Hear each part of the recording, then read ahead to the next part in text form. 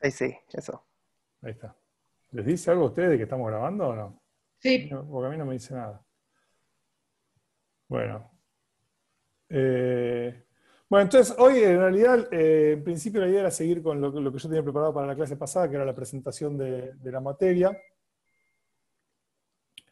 Y bueno, nada, seguir un poco con lo que había quedado pendiente, a ver hasta dónde llegamos y después sí ya arrancaremos con... Esperen que voy a apagar el Telegram. ¿Les está apareciendo a ustedes lo de Telegram?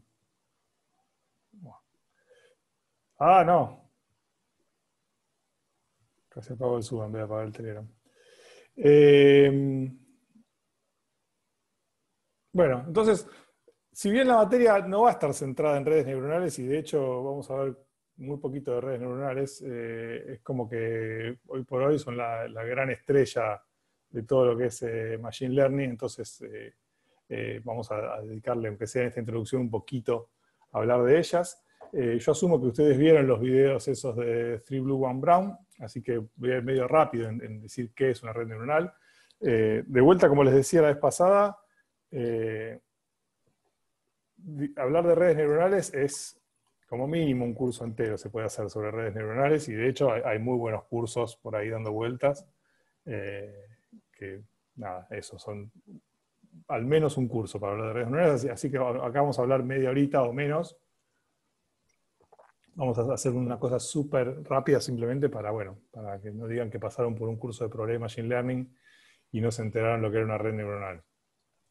Entonces, la idea está un poco enmarcado en lo que hablábamos la vez pasada, de decir, bueno, yo tengo una función que no conozco y que me gustaría poder decir algo de esa función, posiblemente definida en un espacio de dimensión muy grande.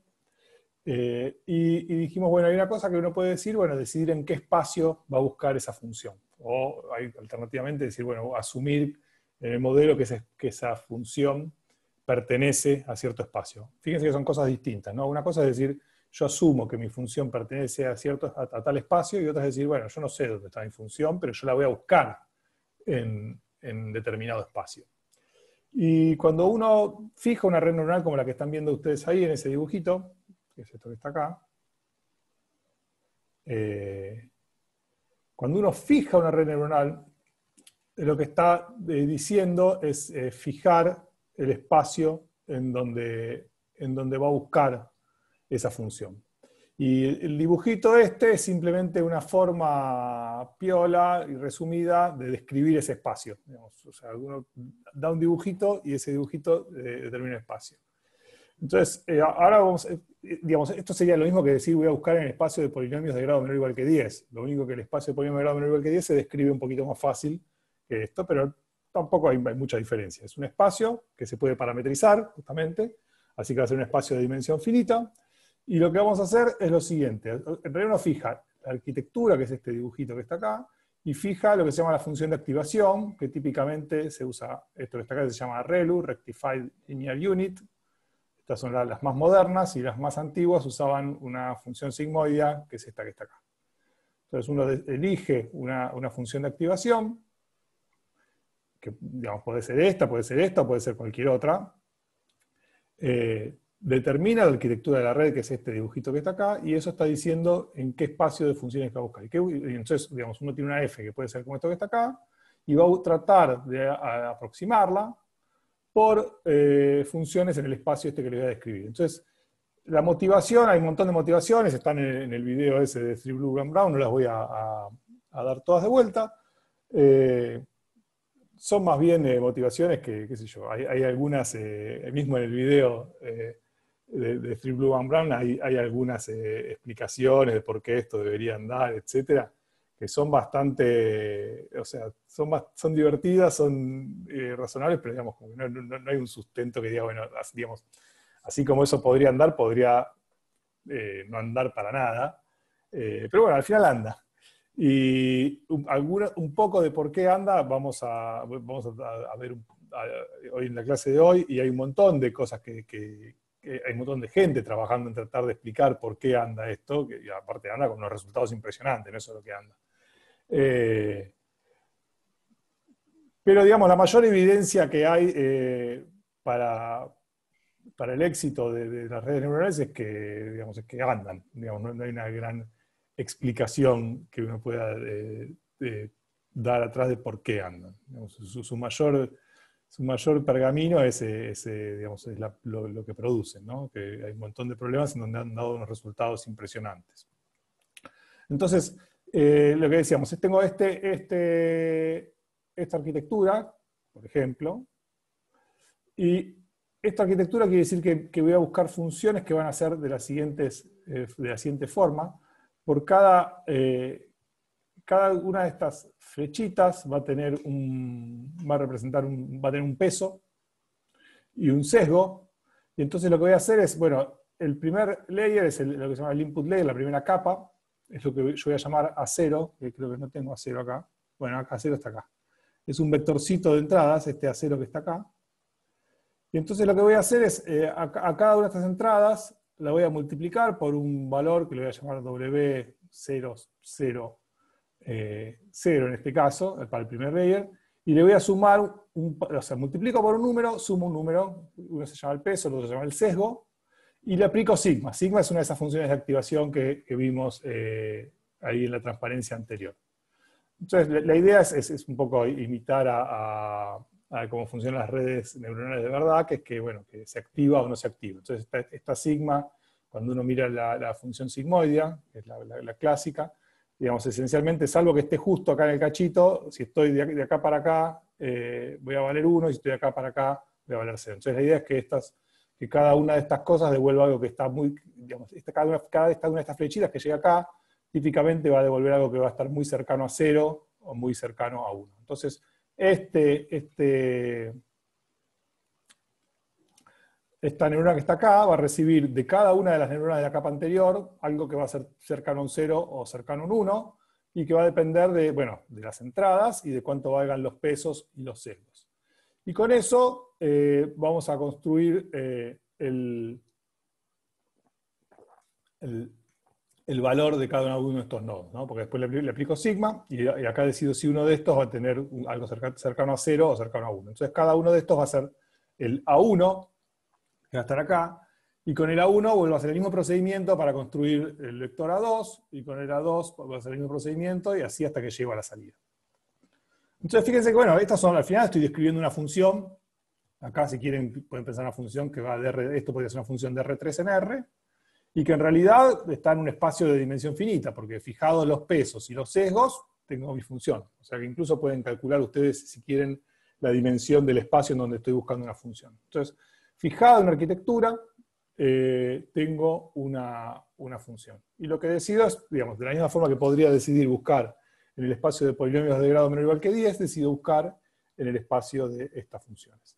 Distinto es el problema si yo no fijase la arquitectura, y diría, por ejemplo, bueno, voy a buscar en el espacio de todas las redes neuronales. Bueno, eso no se suele hacer, pero digamos, son espacios muy distintos hablar del espacio de todas las posibles redes neuronales, o hablar de fijar una arquitectura, y para esa arquitectura busco mi función en ese espacio.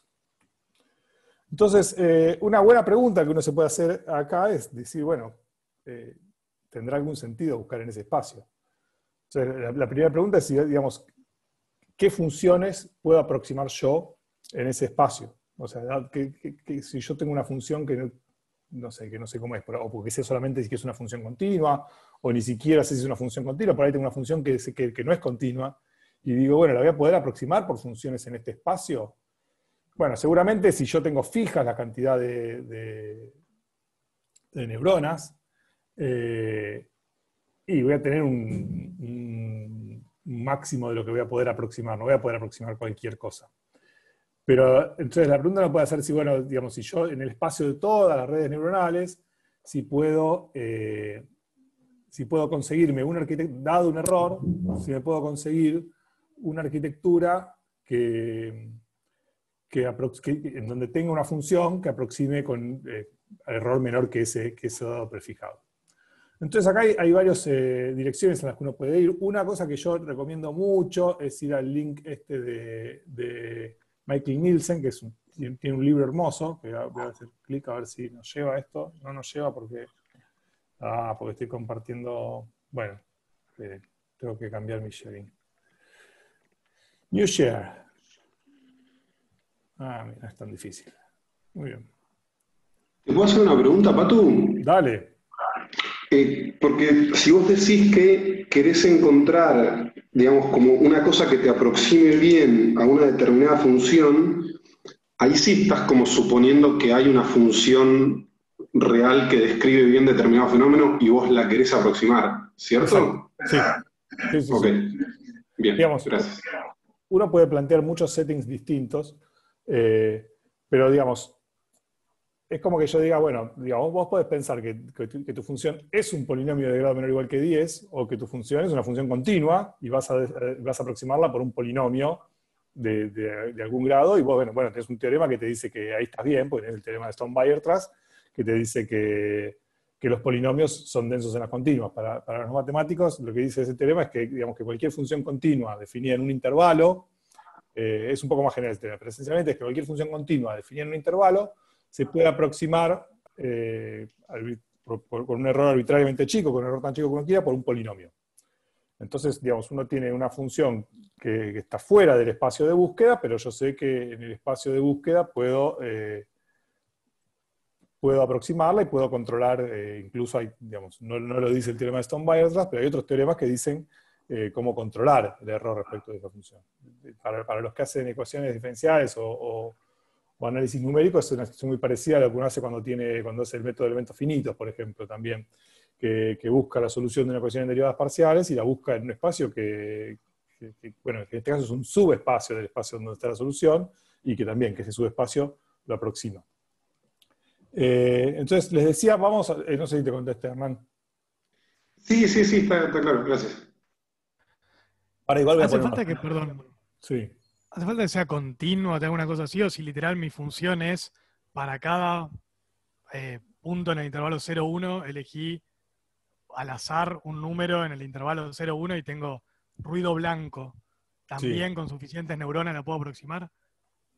O sea, y no es continuo Eh, en ningún punto, nada. O sea, a propósito hecha malvada. y bueno, ahora voy a mostrar algunos teoremas que existen. Siempre, esto es una cosa que pasa con las redes neuronales y pasa con la vida en general. Siempre alguna hipótesis hay que pedir. O sea, sin pedir nada es difícil. No hace falta que sea continua, pero sí hace falta alguna cosa. Pero, por ejemplo, para los que saben análisis real, hay teoremas que aproximan en L2 o en LP. Si estás en LP, puedes aproximar, pero digamos, hay otra pregunta que está atrás de eso, que es decir, bueno, ¿en qué sentido querés aproximar? Entonces, típicamente cuando uno trabaja con funciones continuas, dice, bueno, trabaja con la norma infinito, que es decir,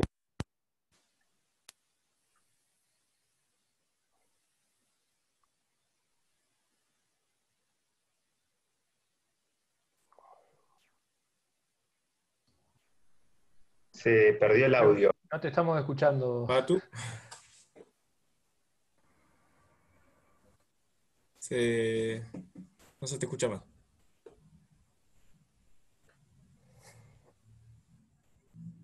Desde norma infinito hasta ahí, clarísimo. Después no llegamos a escuchar.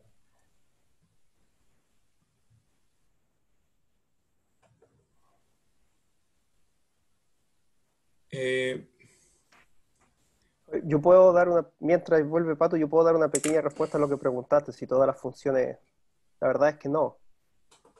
O sea, una forma, depende, como dijo Pato, es un poco, depende del sentido de la aproximación. Pero una cosa que tú puedes saber es que en el fondo una red neuronal es un algoritmo, de una u otra manera. Y la cantidad de algoritmos que tú puedes escribir es una cantidad numerable. Y hay muchas más funciones que una cantidad numerable. Entonces, la cantidad de funciones que existen son muchas más que los algoritmos que tú podrías escribir y que podrías diseñar para aproximar funciones. Entonces, pero depende del sentido que vaya a dar, a qué aproximar y todo. ¿Qué significa aproximar y con Yo lo qué? que por ahí vos, Mauricio, sabés, te consulto. O sea, porque en realidad yo en ecuaciones, por ejemplo, cuando uno hace aproximación, antes probó un teorema de existencia que dice que, bueno, que una solución existe. Entonces, bueno, existe, y ahí es lo que decía Pato, ¿no? Probaste que existe en algún lado, en algún espacio, o de funciones continuas, funciones con derivadas, de lo que sea.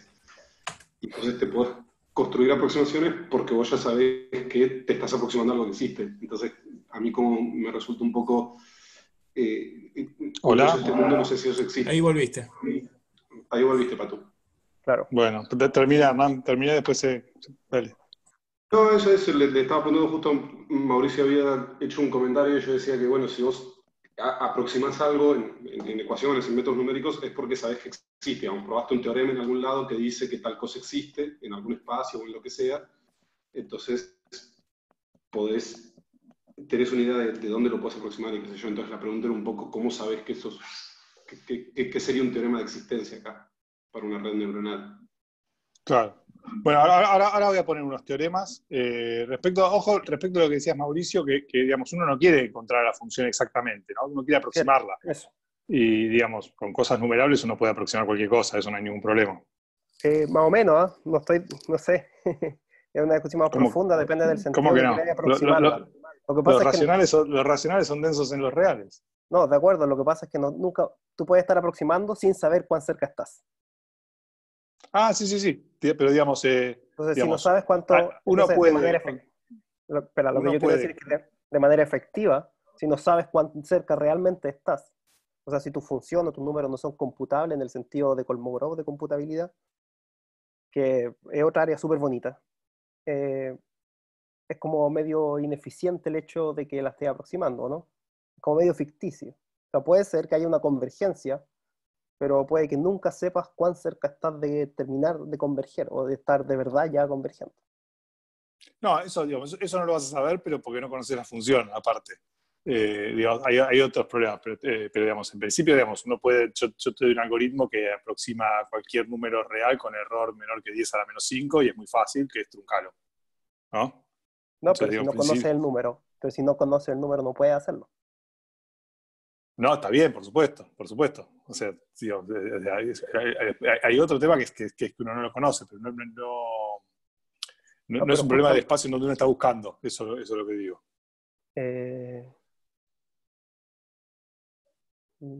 No sé. Es medio sutil, no sé, es medio sutil. Bueno, sigamos y veamos. Después la seguimos, dale. Hay que definir el sentido. Yo lo que decía es que es importante definir el sentido en que esto se aproxima.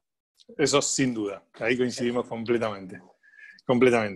Bueno, entonces, el libro de Michael Nielsen lo tienen acá, es un libro online, que él, entre otras cosas, da una prueba visual para convencerse de por qué tiene sentido aproximar, aunque sea en dimensión 1 y en dimensión 2.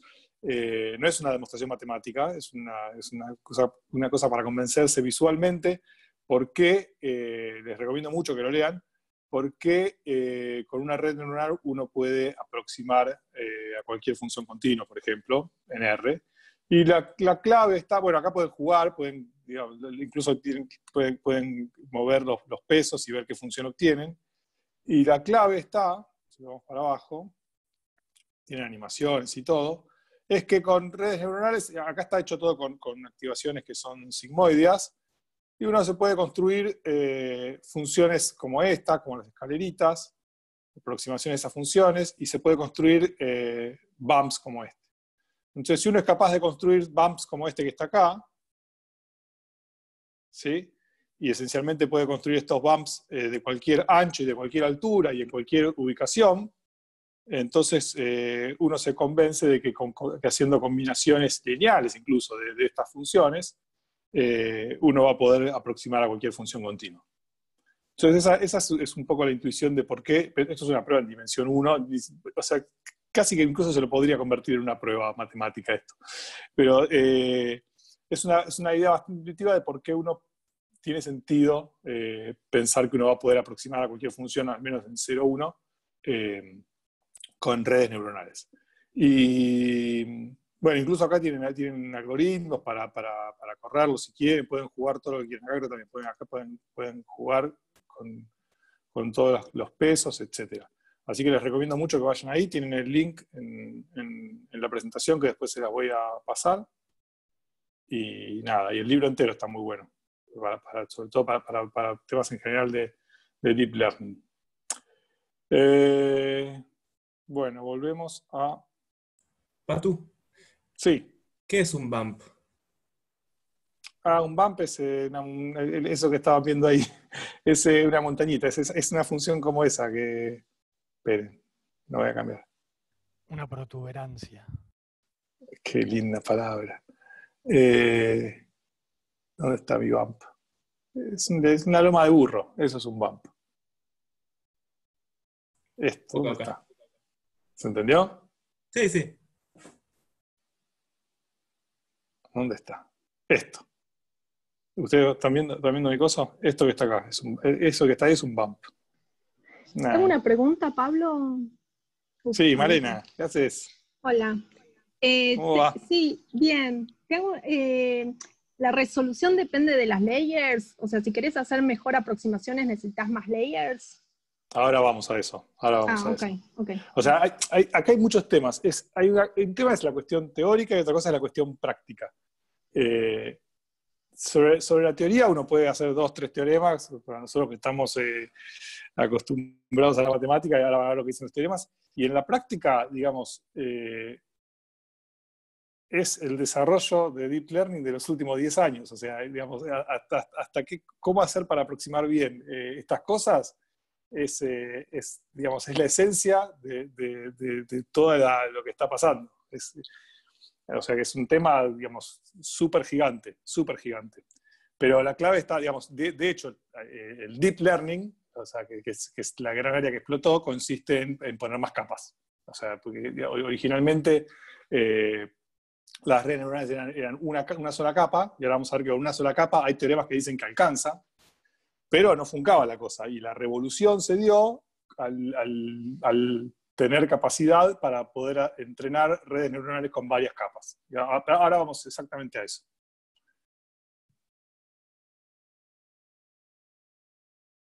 Bueno, entonces, antes de ir a eso, para que hacer desear un poquito de matemática y de teoremas. Estos son teoremas que pasan un poco de costado a la pregunta que hizo Malena y que hicieron varios, ¿no? Pero que son, la verdad que vale la pena comentarlos por una cuestión de que nada, tienen una linda historia y tienen bastante que ver. Entonces, ¿se acuerdan que nuestro problema es este? Yo tengo una red neuronal y mi pregunta es, bueno, ¿será que puedo aproximar cualquier función con una red neuronal? O sea, digamos, fíjense que parto de una única función sigma k, y lo que hago es, nada, digamos, dilatar o contraer y trasladar. No hago mucho más que eso, al argumento, ¿no? Y componer muchas de ellas. Entonces, justamente, mucho antes de que se dé este estallido del Deep Learning, mucho antes, a ver si reconocen a los 3 personajes de esta transparencia, podría ser aprovechar y hacer una encuesta ahora. Bueno, el primero, ¿quién me dice quién es el primero? Y están los nombrecitos. ¿Dónde están? Ahí escrito. Están abajo. Bueno, tiene una permutación que hacer nada más. Bueno, primero es Hilbert. Hilbert, bueno, es un ultra renombrado matemático que, entre otras cosas, al final del siglo XIX hizo una lista de 23 problemas que fue muy famosa porque, digamos, que eran los problemas que iban a marcar a la matemática del siglo XX y de hecho influyeron mucho, marcaron mucho el paso de la matemática del siglo XX. Algunos de esos problemas siguen sin ser resueltos al día de hoy, varios han sido resueltos, y uno era si era posible escribir a las raíces, esto que está acá abajo, las raíces de un polinomio de grado 7, cualquiera, o sea, digamos, uno puede reducir el problema de cualquier polinomio de grado 7 a las raíces de una ecuación de este tipo como función de A, B y C, ¿no? Dados A, B y C, uno tiene las raíces de una ecuación de grado 7, y siempre había un problema histórico digamos, para cada polinomio, así como para grado 1, 2, 3, uno tiene fórmulas para las raíces de esos polinomios. Bueno, uno querría decir, bueno, y para grado 5 no hay fórmulas, están esos famosos teoremas. Entonces uno querría saber qué puede decir de las fórmulas posibles para las raíces del polinomio de grado 7. Como se darán cuenta, no tiene nada que ver con Machine Learning esto. El que quiera apagar un poco el taxímetro puede hacerlo. Entonces, la pregunta de Hilbert es si era posible escribir a las raíces de una ecuación de grado 7 como superposición de funciones algebraicas, decía él, de dos variables. O sea, que en vez de usar 3 variables que eran A, B y C, usar 2. Y lo que hizo Arnold en el año 57, si no me equivoco, Arnold es un tremendo matemático del siglo XX, alumno de Kolmogorov, y cuando tenía 19 años, agarró y dijo, bueno, algebraicas no sé, pero como se puede escribir como suma y composición de funciones continuas de dos variables. Y después con Kolmogorov lo extendieron a una. O sea, ¿qué es lo que probaron? Lo que se llamaba el teorema de Arnold-Kolmogorov, es que cualquier función continua de n variables, existen funciones estas que están acá, φq y ψqp, de manera tal de que se puede escribir de esta forma. ¿Está bien? O sea que estas psi y φq de alguna forma juegan el papel de las funciones sigmoideas dilatadas y trasladadas, ¿no? Entonces, esto es un poco sorprendente, porque ni siquiera es una aproximación, ¿no? Un poco para Mauricio también. Ni siquiera es una aproximación, esto es, obviamente que existen funciones, ¿no? No tengo fijas, pero ahora van a ver lo que viene ahora. Existen funciones porque esto es igual, o sea que esencialmente lo que están diciendo es que las funciones continuas de n variables no existen. O sea, que lo único que existen son las funciones continuas de una variable.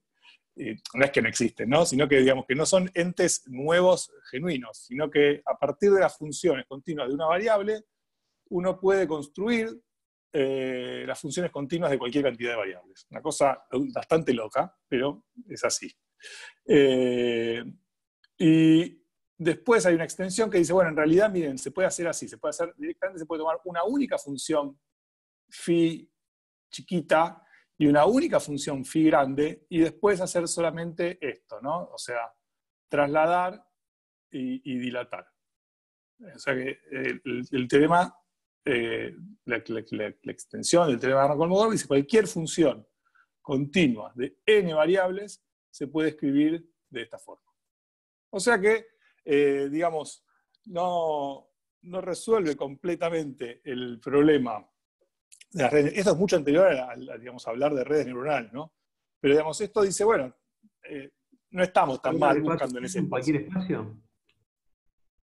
¿Qué significa cualquier espacio? Funciones continuas, no, de RN, ¿no? Estamos hablando de funciones continuas de RN. RN. Sí, gracias. Bueno, nada, estos son más una curiosidad que algo concreto. Ahora vienen cosas más concretas. Entonces, algunos teoremas que son específicos para atacar el tema de redes neurales. Yo acá voy a poner solo los enunciados de los teoremas para que se den una idea del tipo de resultados que hay y que uno querría tener, que no resuelven por completo el problema y que tampoco los vamos yo no me voy a ocupar de demostrarlos, pero podrían ser un tema, también si uno se engancha con esta cosa, uno podría trabajar sobre estos temas, si quiere. Entonces, el primer teorema importante para la cuestión de redes neuronales, fíjense, ahora yo voy bueno, vamos con esto y después les cuento lo que quería decir. Dice lo siguiente, agarrá cualquier psi sería la sigmoidea, bueno, o la ReLU si quieren. ReLU era la rectify lineal única, era así, ¿no? Era tic, tic. Entonces Horning dice, agarrá cualquier función que sea no acotada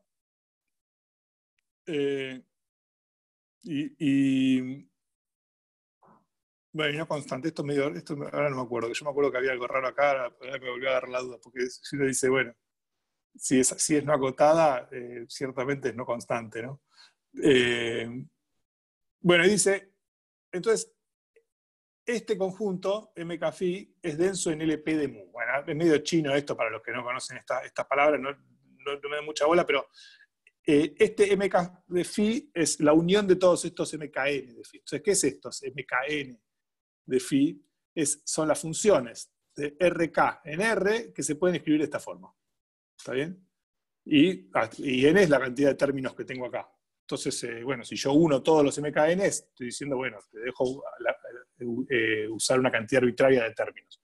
Entonces, si usas una cantidad arbitraria de términos, bueno, esto de ser denso en LP de Mu lo que está diciendo es que a cualquier función de este espacio, si quieren pueden pensar las funciones continuas, el que no sepa lo que significa esto, piensen en funciones continuas,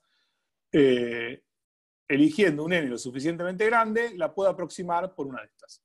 ¿Está bien? Y estas son redes neuronales de una capa, ¿no? Porque fíjense que estoy diciendo, agarro mis variables, las multiplico por algo, las traslado, les aplico la phi, multiplico por beta, listo. Nada más. Entonces esto lo que está diciendo es que con redes neuronales de una sola capa, me alcanza para aproximar a cualquier función continua, cualquier función de LP. ¿Ok? Bueno, creo que hay muchos comentarios en el chat. No sé, por acá me dice 70. Jime. Hola Jime, no sabía que estabas. Buenas. Se puede probar con Bert. Muy buen comentario. Manu, tampoco sabía que estabas. Sabía que estaba anotado. Ese teorema particular, ¿cuál? Manu, ¿qué teorema no viste? Ah, Jime, que... Muy bien, hablá Jime, porque si no es difícil. El teorema de Arnold-Komogorov. Arnold-Komogorov con Bert se prueba. Bueno, no, casi Jime. Jime, casi Sí, que podrías... se podría llegar a contar en una clase dura de avanzado, pero sale con Bert. ¿Se puede contar y tenés ganas de contarnos? No, pero digo, se podría llegar a contar. No, es durísimo, pero digo, se podría... No ahora, digo, no ahora, pero si en algún momento tenés ganas de contarnos, puede estar bueno. No.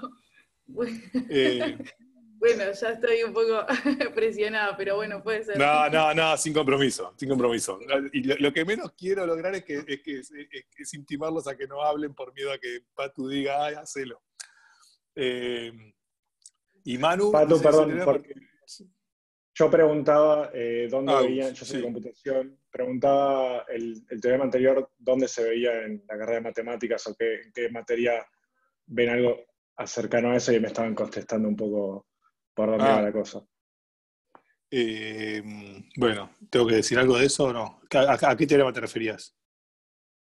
Al teorema de Arnold-Komogorov. No se ve, que yo sepa, no se ve ninguna. Ya.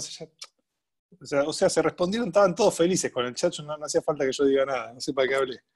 Estaban todos contentos, ¿no? Patu, a mí me quedó una única preguntita del... Espera que cerramos el otro. Entonces, está bien. Entonces Arnold-Komogorov no se ve en ninguna materia, pero dice Jime que se puede probar usando el teorema de Bert, que ese sí se ve en cálculo avanzado. Igual son cosas como muy abstractas. Está bueno igual lo que decís, Jime, me dio mucha curiosidad eso. Bueno, después charlaremos.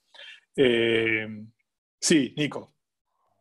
Sí, chiquito nomás. En el de Arnold-Komogorov, y estaba pensando más en la versión como mejorada, las dos funciones que son las que caracterizan a las continuas de RNN, ¿tienen alguna como condición, tipo ser continuas, o simplemente existen funciones cuya suavidad y esas cosas no sabemos?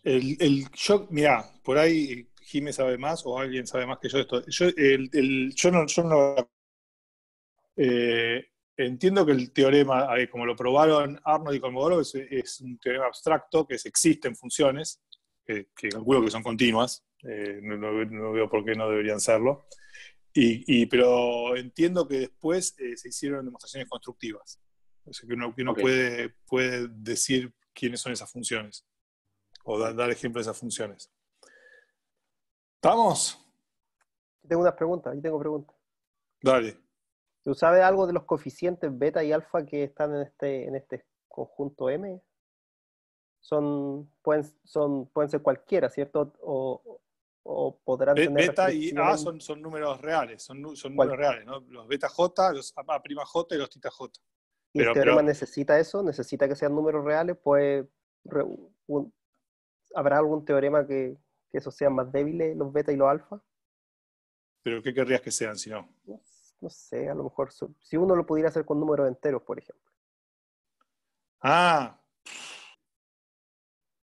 No sé.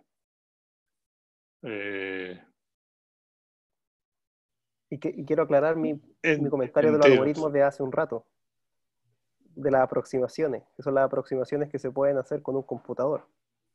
No, ¿puedo comentar algo? No, lo que pasa que digo, desde un punto de vista práctico, si querés que eso sea 0, 1, después en los problemas de minimización eso es un problema un poco más difícil todavía. O sea, es lindo que sean reales porque el problema de minimización para encontrarlos es más fácil que si son ceros y unos. Me parece. Totalmente de acuerdo, María. Dos cosas. Primero, ahí dicen en el chat, tienen razón, no reales, sino vectores, ¿no? Son vectores de RK. O sea, X está en RK y A'J es un vector de RK y el θJ es un vector de RK y supongo que el BetaJ no. El BetaJ supongo que es un número real. En el chat preguntaban también si este teorema que estamos viendo ahora en pantalla tiene algún nombre propio que ayude a buscarlo. Hornick, ahí tiene, si ponen en Google Scholar, Approximation Capabilities of Multilayer Feed Forward, denle una recomendación medio pava, por ahí muchos ya van a decir, sí, mirá lo que me está contando, usen el print screen o después cuando le doy pueden hacer copy-paste. Pero si ponen en Google Scholar eso, lo encuentran.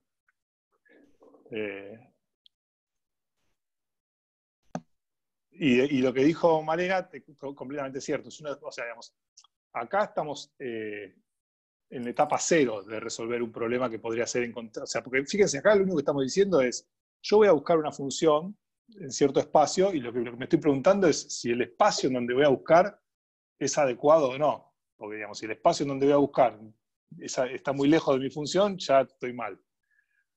Una vez que yo respondo que el espacio en donde voy a buscar es adecuado, ahí como que recién empieza el problema de decir, bueno, ¿cómo hago para encontrarla? ¿No? O sea, digamos, que ese es el gran problema, es cómo hago para encontrarla.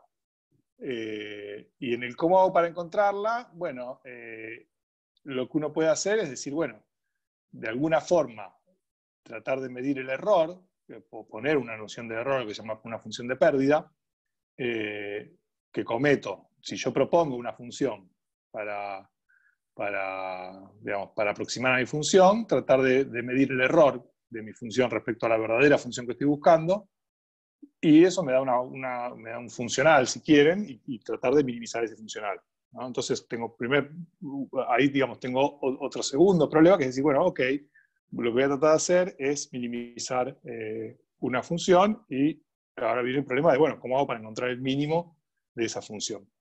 Que es otro problema gigante, pero si uno tiene que minimizar una función, digamos, uno sabe que si puede derivar, está en mejores condiciones que si no puede derivar, ¿no? Porque por lo menos si uno puede derivar, puede intentar calcular el gradiente y ir en la dirección de menos el gradiente para minimizar.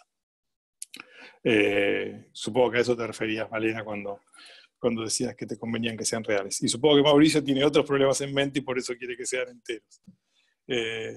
Pero bueno, vamos a seguir ahora y después, en todo caso, si quieren, charlamos de todos esos problemas. Otro teorema muy interesante en relación a redes neuronales, esperen que corro que me está tapando mi cosito este. Fíjense que dice acá, este es de Andrew Barron, que dice, agarren cualquier función, bueno, CF es una condición fea, que no viene al caso, pero digamos es una condición de regularidad de la F, que tenga esta CF finita, y de vuelta, que quiere ver el teorema, puede ir a verlo, pone en Google Scholar esto y lo encuentra. Y entonces dice, denme el error, denme un n, que digamos, voy a querer tener el error de orden 1 sobre n, y dice, existe una combinación lineal de funciones sigmoideas, lo llamo Fn, de la forma 1, la forma 1 es esto que está acá, de manera tal de que el error, esto mu, olvídense de la mu, pongan dx si quieren, esto es lo que se llama la norma L2 del error, o sea, mira, la verdadera función menos la aproximación al cuadrado, de radio r chiquita, es menor o igual que, bueno, una constante que depende de la f dividido n. Entonces esto es un poco lo que les decía antes. Dice, bueno, esto podría ser mi función de pérdida. O sea, yo lo que quiero hacer es que yo estoy buscando una fn que haga que esto sea lo más chico posible. Entonces, si yo quiero buscar mi fn, bueno, diría, bueno, voy a buscar una que haga que esto sea lo más chico posible. Ahora, eso trae otros problemas también, porque si yo quiero que esto sea lo más chico posible, bueno, para poder calcular esto necesito saber cuánto vale f, y yo no sé cuánto vale f. Entonces, esta función no está disponible, pero bueno, típicamente lo que yo conozco es a f en algunos puntos. Entonces lo que puedo tratar de hacer es aproximar a esta cosa por, digamos, aproximar a esta integral por una suma usando lo que conozco de f en esos puntos. ¿Está bien? Entonces esa es la función que uno, digamos, esta fn la escribo de esta forma. Acá lo que voy a poner en vez de una integral pondré una suma y sobre los valores en que conozco a la f de esta cosa, y me quedó una función para minimizar, y bueno, tratar de minimizar eso. Que de vuelta, o sea, si piensan, ahora ¿se acuerdan que hablábamos de GPT-3 el otro día? Que es una red neuronal. Estas de vuelta, esta que está acá tienen una sola capa. Tiene una red neuronal, que, bueno, la verdad ni sé la cantidad de capas que tiene GPT-3, pero acuérdense que la cantidad de parámetros que tenía era 175.000 millones de parámetros, entonces necesitamos minimizar, o sea, para calcular esos parámetros, lo que necesitamos es minimizar una función, pero que está en R a las 175.000 millones. ¿No? Así que no es joda encontrar ese mínimo, no es algo simple. Y después otra pregunta es si uno quiere encontrar realmente ese mínimo. Porque ahora vamos a ver que si uno encuentra el mínimo de esto que yo les acabo de decir, puede tener problemas también. Bueno, ese es el segundo teorema. Y fíjense que estos dos teoremas son digamos, los primeros teoremas que hubo sobre la aproximación de redes neuronales. Esto se suele llamar teorema de aproximación universal. Por eso se llama, acá esto dice Universal Approximation. La palabra clave es eso, es Universal Approximation Theorem. O buscan teorema de aproximación universal, en general habla de estas cosas. Una cosa que bueno, ¿me querés decir algo o no? Sí, que hay varias preguntas en el chat, hay un bombardeo de preguntas. Vale. Bueno, pregunta ¿qué es F? No se los dije a propósito, ¿no se dieron cuenta? ¿CF grande o C' chiquita? Las dos. No, la grande, C mayúscula grande. C mayúscula grande es, para que quede para el registro, se lo digo, hay que agarrar la transformada de Fourier de F y calcular el primer momento de esa función. O sea, digamos, a multiplicarla por la variable e integrar. Con el módulo de la variable. E integrar. Entonces, si eso es finito, está hablando, en general saben que, o sea, momentos de la transformada de Fourier, para los que sepan de eso, están asociados a regularidad de la función. Directamente relacionados con regularidad de la función. Y esta C' de F es una cosa que depende esencialmente de CF y de R. Entonces, sobre eso quería comentar un poco, porque esto parecería ser como que está recopado, que yo digamos que con N unidades, con N neuronas, consigo aproximar con error 1 sobre N, pero eso es medio engañoso porque está esta constante acá arriba, y que esta constante depende de la dimensión y es esperable que crezca exponencialmente con la dimensión. Entonces, cuando uno va a dimensión grande, esta cota, digamos, uno necesita una cantidad, si uno va a tomar una sola capa, lo que da esta cota es que necesita una cantidad exponencial de parámetros, de neuronas en esa capa. O sea que desde el punto de vista práctico no está tan bueno. Como está diciendo, con una capa puedes aproximar a cualquier función, pero la cantidad de neuronas que necesitas crece exponencialmente, con el error que tenés, con la dimensión, crece exponencialmente con la dimensión. Pato, perdón, ¿Sí? Una pregunta mía. ¿SN por qué es la cantidad de neuronas? Porque las neuronas no componen. Ahí estás haciendo una combinación lineal. No, pensá que tengo una sola capa. ¿Sí? Ok, cuando decís más neuronas no son más capas. No, la onda es... O sea, esto es una capa que tiene 4 neuronas y esto es otra capa que tiene 4 neuronas. Entonces estos teoremas es como que esto no está. O sea, tengo la entrada, tengo una sola capa, o sea, acá tengo el input layer, una sola capa, pero que puede ser grande, y la salida. O sea, es como que no está esto. Ok, me había confundido neuronas entonces, con capas. Lo que necesito, lo que necesito para poner una sola capa, puedo aproximar cualquier función, pero voy a necesitar una cantidad enorme, esto crece exponencialmente. ¿Ok? Ok. Entonces en la práctica no sirve. Y lo que sí mostró servir son lo que se llama el famoso deep learning, que es usar redes profundas. Y profunda significa muchas capas. ¿Sí? Y entonces, por suerte, hay un teorema bastante reciente, la verdad, ahora no tengo el año acá, pero es de hace poco este teorema, también lo pueden buscar, que dice que se pueden aproximar también a funciones, bueno, en este caso funciones que tienen L1, que sean integrales, nada más, con capas, con redes neuronales profundas, sin necesidad de poner mucho ancho. Mucho ancho sería muchas neuronas en una sola capa, ¿no? Y dice lo siguiente, dice para cada, bueno, los autores del teorema, Lu, Pu, Wang, Hu y Wang, se imaginarán de dónde son, dice, agarro cualquier función integrable LB, o sea, integrable, para los que no sepan lo que es LB, no se preocupen, una función integrable de RNN, denme un epsilon mayor que 0, y dice, bueno, existe una encima con ReLU, ¿no? O sea, pongo ReLU y está totalmente conectada, eso es como los dibujitos que estaban ahí, todos con todos. Dice que el ancho, o sea, en cada capa no supera a n más 4, o sea, bastante bien. O sea, si yo tengo RN, no más de n más 4.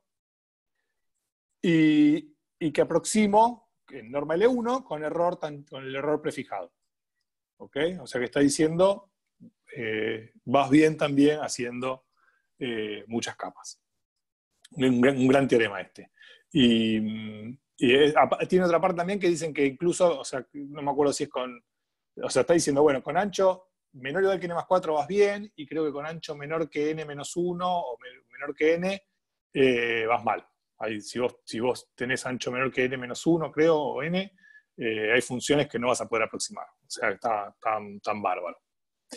Bueno, igual, como les decía, esto digamos, es una cosa bastante teórica y que está muy lejos de resolver el problema por completo, porque lo único que estoy diciendo es, bueno, existe una función que está cerca en donde vos estás buscando. Después encontrarla es todo otro problema. Es todo un problema súper gigante, súper gigante. Bueno, y después ya vamos a hacer un intervalito de acá un rato. Dos artículos también que a mí me llamaron mucho la atención, me gustan mucho, que habla sobre la parte esta, la parte esa de encontrar a la función, lo que se llama el entrenamiento, ¿no? O sea que, digamos, el entrenamiento de una red neuronal es decir, bueno, yo planteé mi función de pérdida, que podría ser la que dijimos antes, o sea, digamos, agarro mi función en cada uno de los puntos en que la conozco, le resto mi candidato para aproximarla, los elevo al cuadrado, sumo todo. Ese podría ser mi función de pérdida, una típica función de pérdida. Y ahora quiero buscar quién es en el espacio ese en el que decidimos buscar, queremos minimizar esa función. ¿Está bien? Entonces, bueno, hay varios métodos para hacer eso. Digamos, las palabras claves de esto es gradient descent y stochastic gradient descent, que digamos, es un descenso de gradiente. La otra palabra clave es backpropagation, que es esencialmente un método para calcular esas derivadas en estas redes. Y bueno, la pregunta es, bueno, si vamos a hacer un algoritmo para minimizar, y si ese algoritmo lo voy a poder, va a poder llegar al mínimo absoluto, que es lo que estoy buscando, ¿no? O suponiendo que lo que estoy buscando es el mínimo absoluto.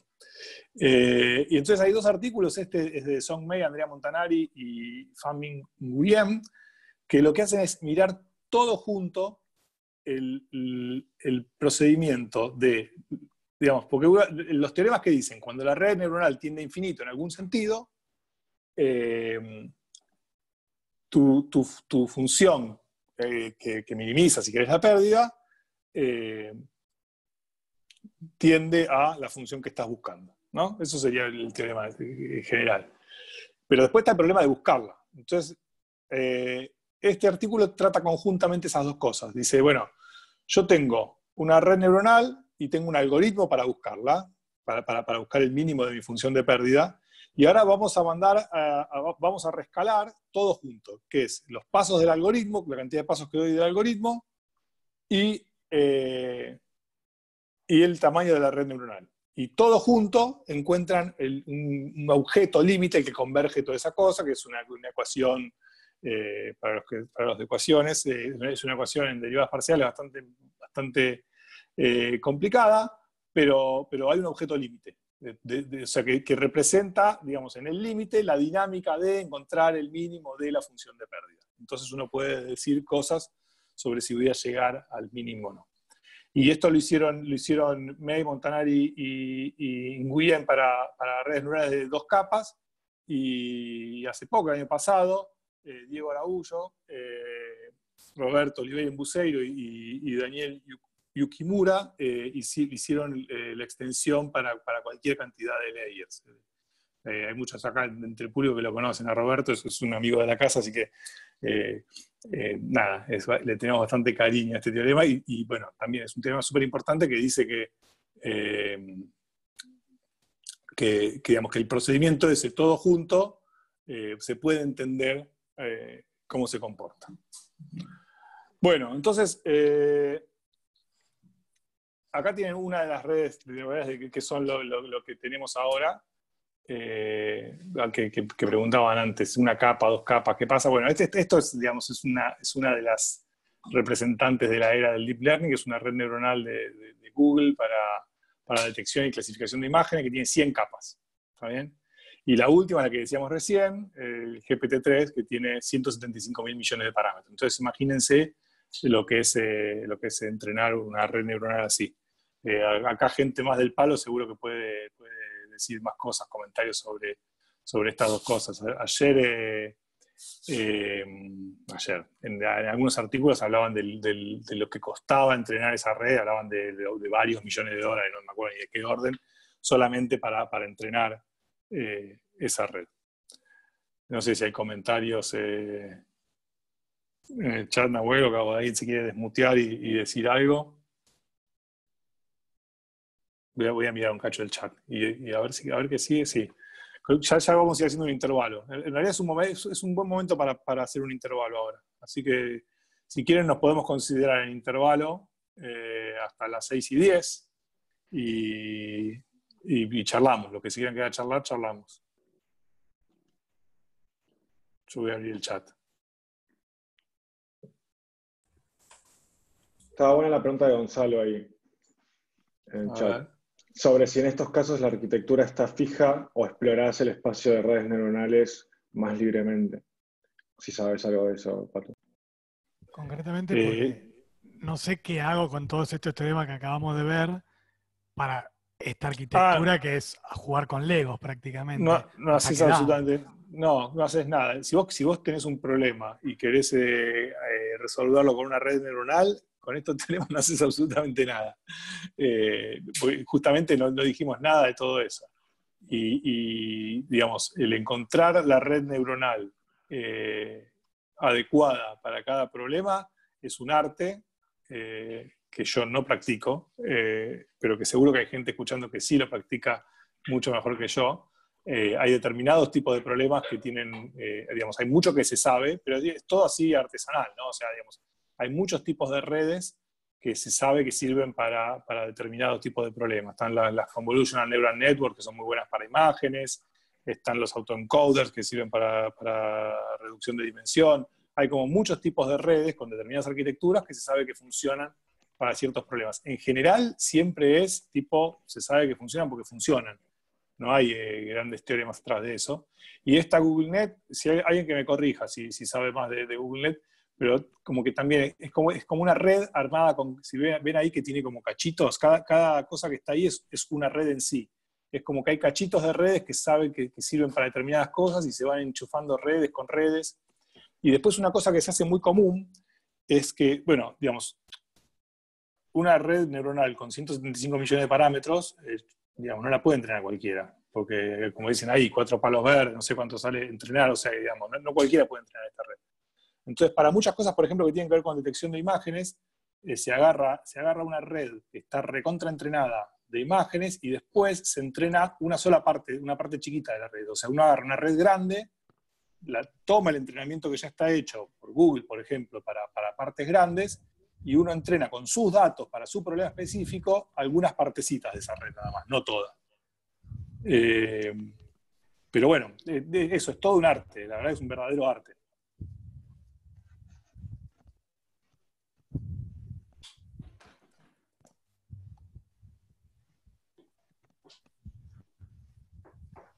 Una pregunta, Patu.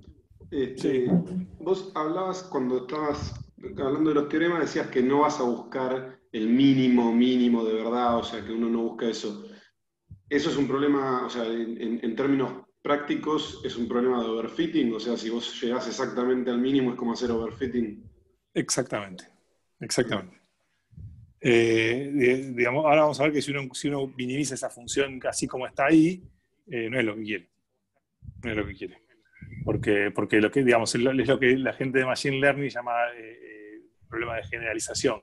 O sea, si uno aproxima muy bien a los puntos que yo tengo, bueno, eso posiblemente no generalice. O sea, que ahora lo vamos a ver matemáticamente eso cómo se representa, pero lo que va a pasar es que va a aproximar muy bien a esos puntos, pero no a otros que estén en otros lugares del espacio.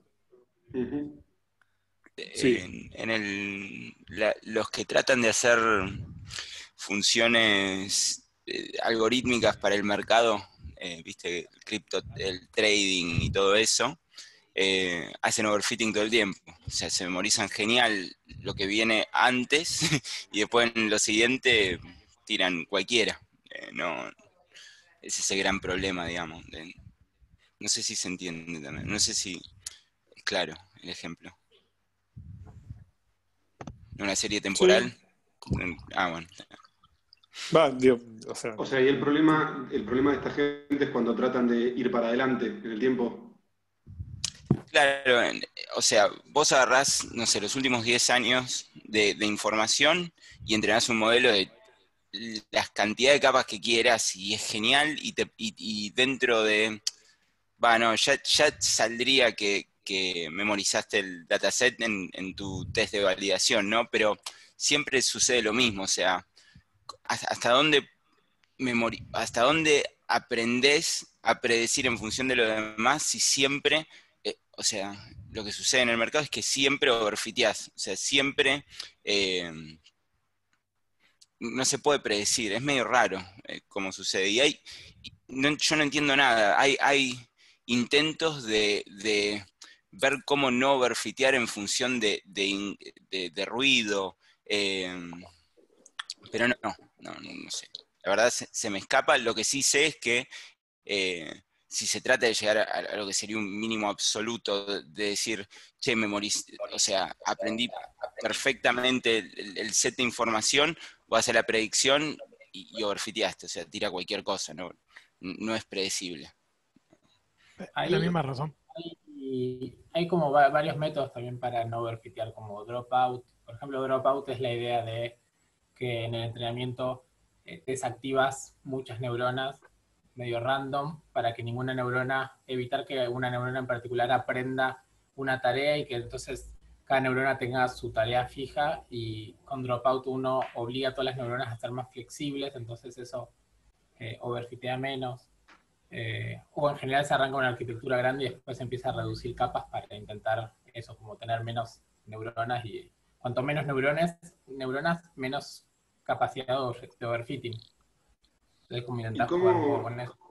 No quiero adelantarme el curso, pero ¿hay una forma de medir el overfitting numérico? O sea, una forma cuantitativa como para decir, mira, esto me hace un overfitting que es más grave que el de esta otra cosa.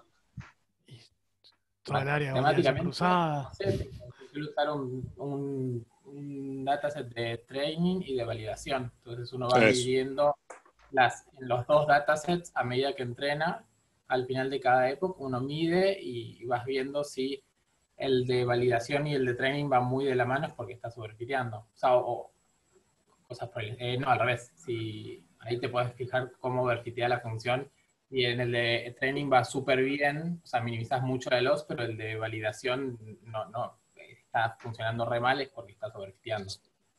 Para responder un poco, o sea, vos lo que ves cuando estás overfiteando es que predecís muy bien tus variables de entrenamiento, o sea, vos tenés una parte de entrenamiento que predecís muy bien y después cuando la pones en algo que no tenés el resultado, pero en realidad sí, porque estás validándolo, no lo predice. Entonces, es muy difícil decir, no lo predice del todo o no lo predice más o menos, no lo predice, o sea, o erra o no erra, digamos, ahí está el tema de overfitting. Pues si predice más o menos...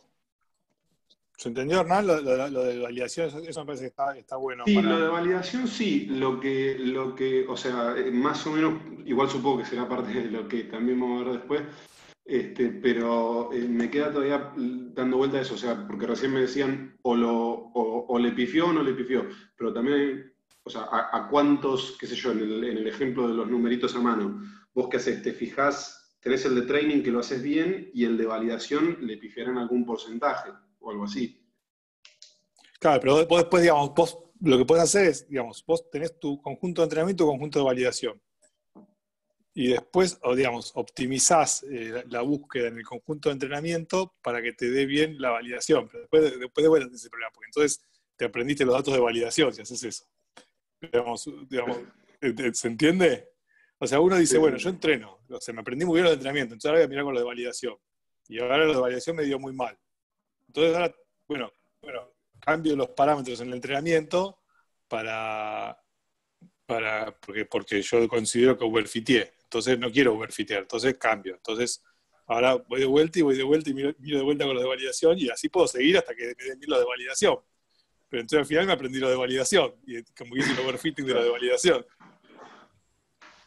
Agrego algo más ahí, que se suele hacer esta idea de que uno va mirando las dos curvas y lo que suele suceder normalmente cuando aprendes más o menos bien es que la loss va bajando para ambas funciones hasta que en un momento la de validación empieza a subir de vuelta.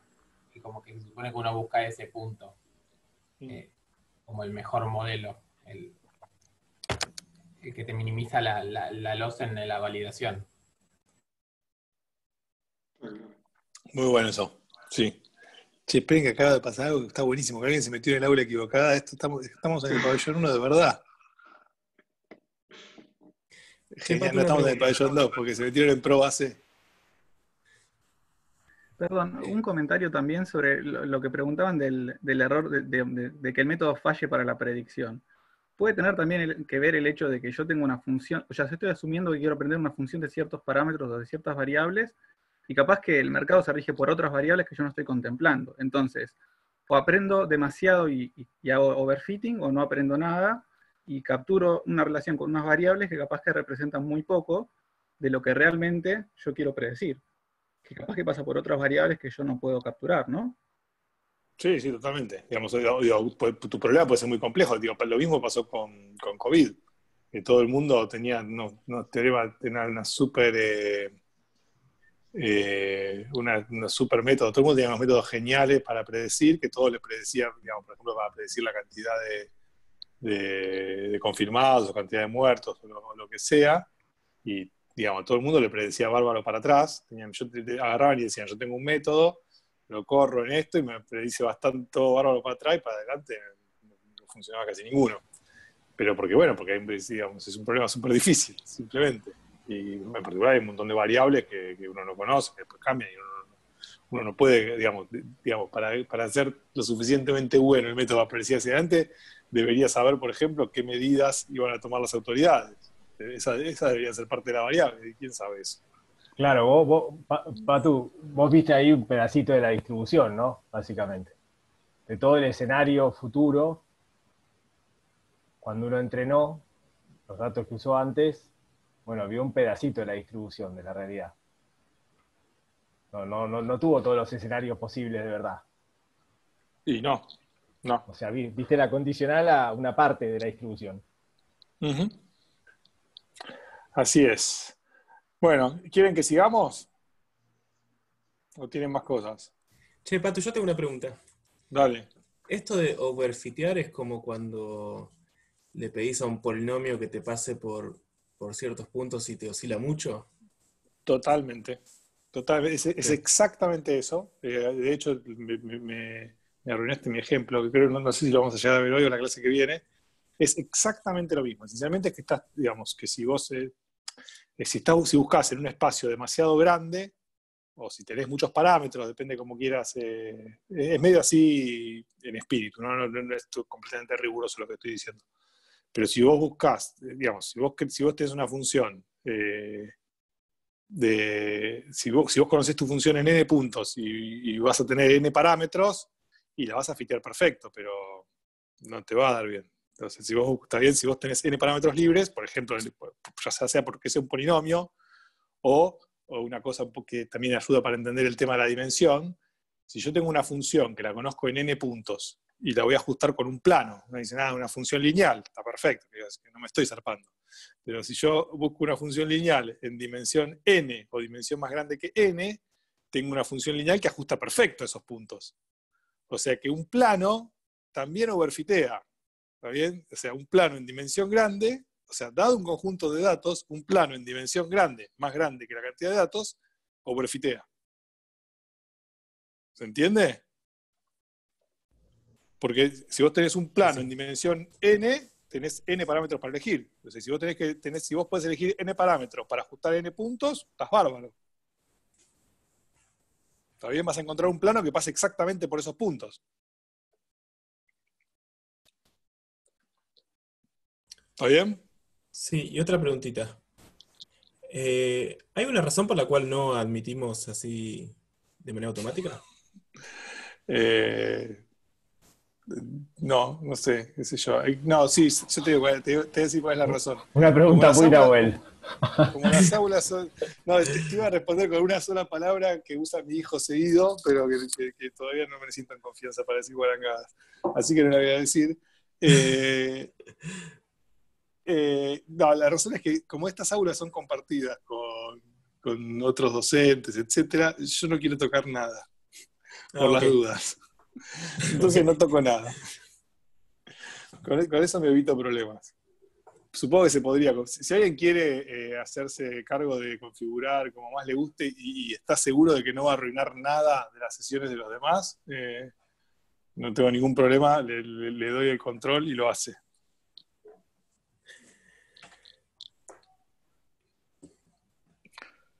¿Qué más?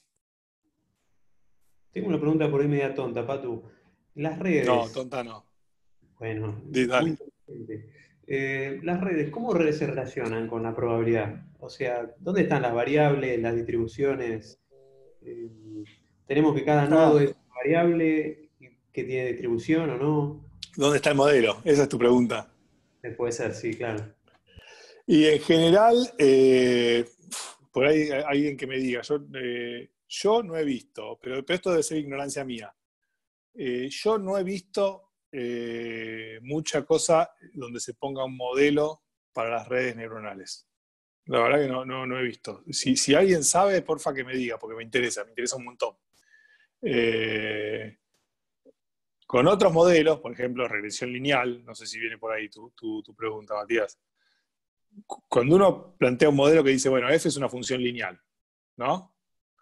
Entonces ahí uno dice, bueno, le pone una distribución a las x, o decide que x son puntos fijos, que no son aleatorios, y después le suma un error, que típicamente nos asume que los errores son normales, independientes, etc. Y entonces y tiene una distribución, y entonces, bueno, uno le puso una distribución ahí, y si le puso una distribución ahí, puede hacer millones de cosas. Puede buscar quiénes son los estimadores de máxima similitud, puede buscar estimadores óptimos, puede hacer intervalos de confianza, puede hacer test de hipótesis, puede hacer un montón de cosas. ¿Está bien? En particular va a predecir los valores de I, o predecir los valores de los parámetros, que sería el equivalente a nuestra red neuronal, y va a poder dar eso, va a poder dar intervalos de confianza, puede acotar el error, digamos, puede hacer cosas, digamos, valiosas de alguna manera, que es lo que se llama hacer inferencia. Yo no he visto algo similar con redes neuronales. O sea, digamos, es como, con redes neuronales, bueno, está la red ahí, es como la diferencia entre lo que te acabo de decir yo para regresión lineal y hacer cuadrados mínimos, a secas, ¿no? O sea, vos podés hacer lo que te acabo de decir yo, de poner un modelo poner un modelo para la distribución de las X, de los epsilon, de las I's, y asumiendo que ese modelo es válido, hallar cotas para los errores de estimación que podés cometer. O podés decir, bueno, tengo un montón de puntos y busco la recta de cuadrados mínimo y lo que me da, y qué sé yo, chau, listo. Yo creo que con redes neuronales se hace más lo segundo, que es como esto, ¿no? Hago cuadrados mínimos, encima sin poder ni siquiera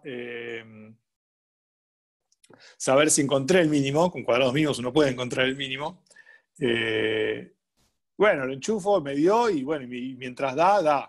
Pero digamos, uno no tiene ni cotas en los errores de estimación, ni tiene un setting que le permita hacer estadística. Bueno, pero Sí. en ese sentido sí hay una teoría de learning, digamos. Por ejemplo, hay más de una en realidad. Por ejemplo, el Probably Approximately Correct Framework, Sí. digamos, donde estrictamente hablando, cada uno de estos modelos de lo que estamos hablando, redes neuronales, regresiones o lo que sea, serían, bueno, un ejemplo de algoritmo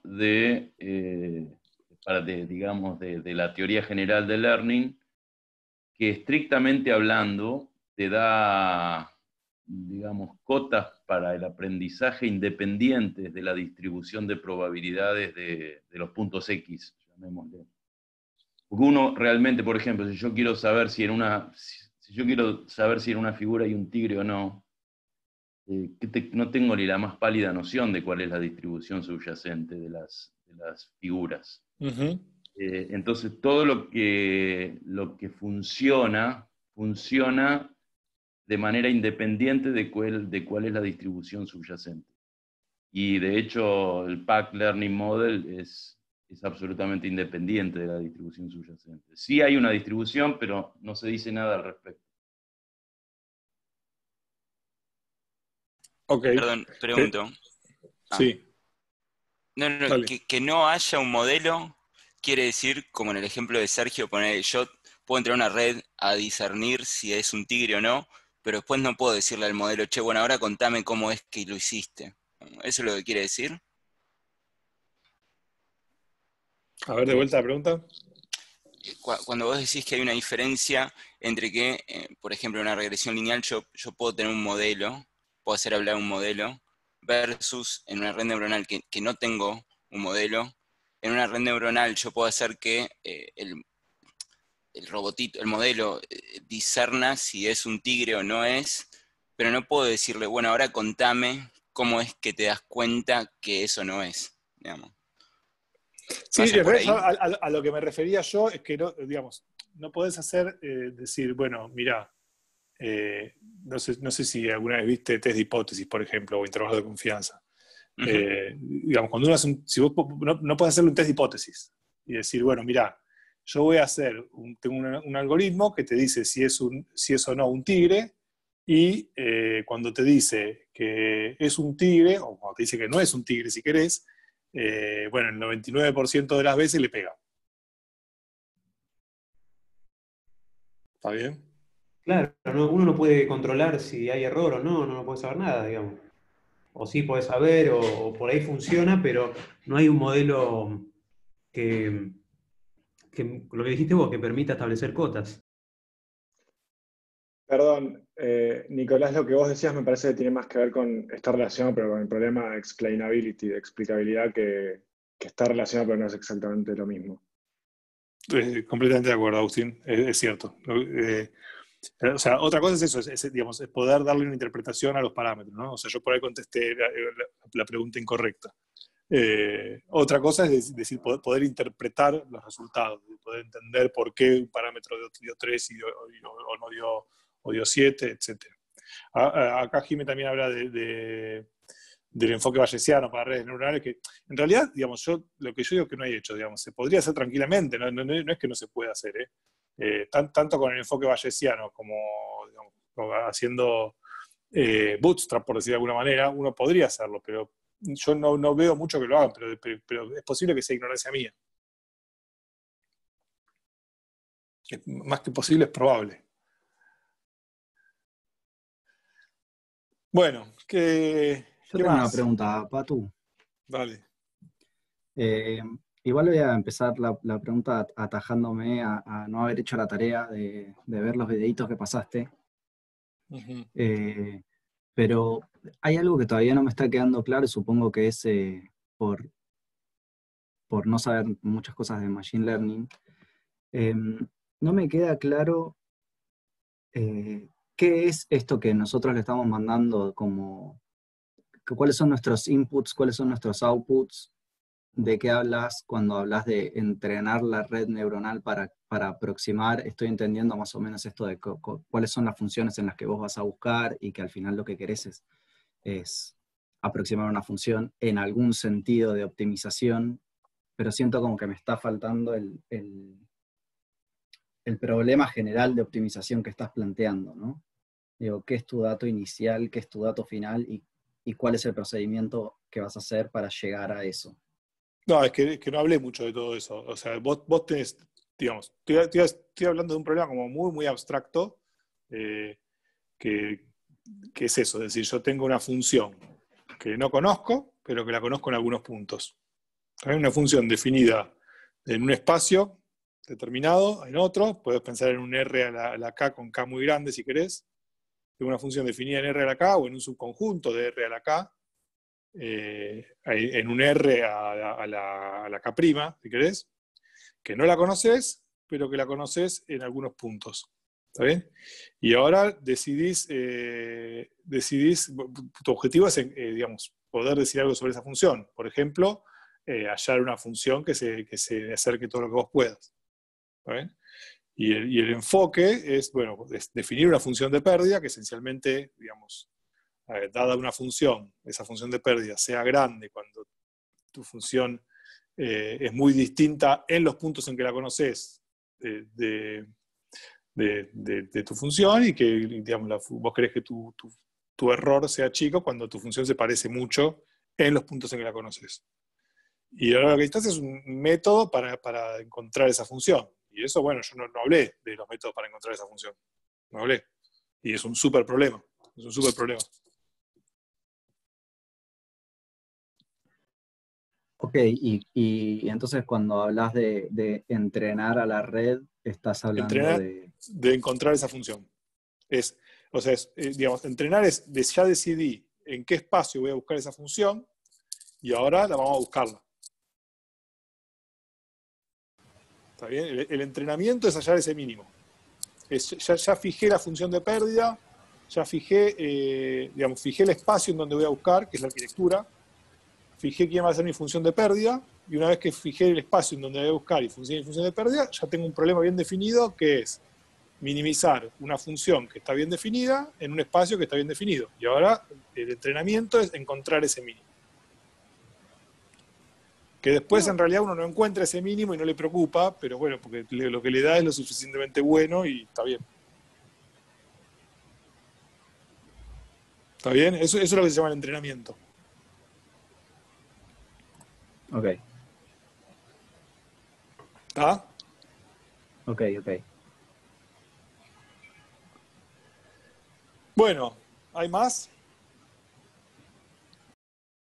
Yo tengo una duda, perdón que te interrumpa. Todos estos teoremas que estuvimos viendo hoy funcionarían para problemas de regresión, ¿verdad? Y de clasificación, ¿hay teoremas análogos que demuestren por qué estarían funcionando las redes neuronales como lo hacen? Espera, que hay dos partes. Para regresión, ¿te refieres a regresión lineal, regresión no lineal, regresión en general? O sea, digamos, para regresión. O sea, para regresión hay un montón de teoremas. Hay un montón de teoremas y hay mucho más incluso. Digamos, eso. Uno puede poner un modelo y dado ese modelo puede probar un montón de cosas. Un montón de cosas. Y para clasificación también hay un montón de teoremas. Ahora de vuelta, o sea, hay muchos enfoques para uno, cuando uno quiere hacer o bien regresión o bien clasificación, uno también tiene que decidir a su clasificador o a su regresión en qué espacio lo va a buscar. Entonces, no sé si vos estás pensando en buscarlo en un espacio de redes neuronales u otro tipo de cosas. Si uno está con redes neuronales es exactamente, digamos, exactamente lo que venimos hablando, ¿no? Pero a veces uno dice, bueno, si vos vas a buscar en vez de una red neuronal, vas a buscar en espacio de funciones lineales o en espacio de series de Fourier o cosas así, bueno, nada, uno tiene otros teoremas que también te pegan un montón. Digamos, estos que vimos hoy es como para los modelos estos de redes neuronales. Pero sí, hay un montón de teoremas.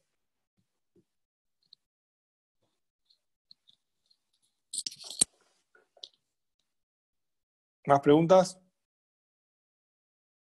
Bueno, vamos. Entonces, el chat no lo estoy viendo. Si hay algo en el chat, díganme porque hay mucho.